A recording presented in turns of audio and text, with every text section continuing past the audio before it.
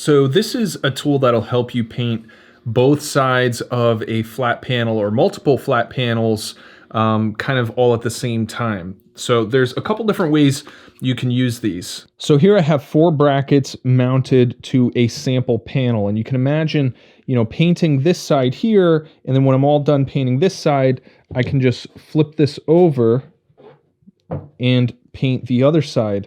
And the brackets keep the other side protected by having it elevated off of the surface.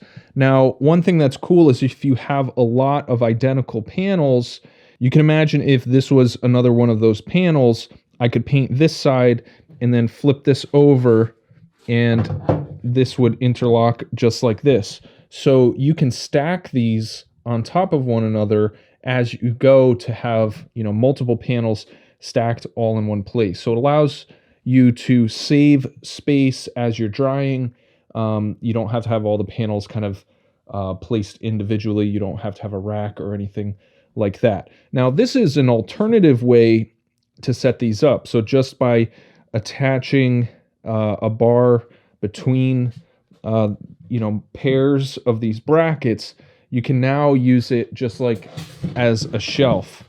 So if I wanted to paint this board here, I can just put this on the shelf like this and paint it, and it basically becomes a drying rack. Now you have to keep in mind that these do need to be screwed in to the panel. So it's kind of only good for certain types of projects like doors, for instance, because you could screw into the bottom of the door and the top of the door, or any sort of panel where the end grain or edge grain either isn't going to be painted or is going to be covered up, that sort of thing.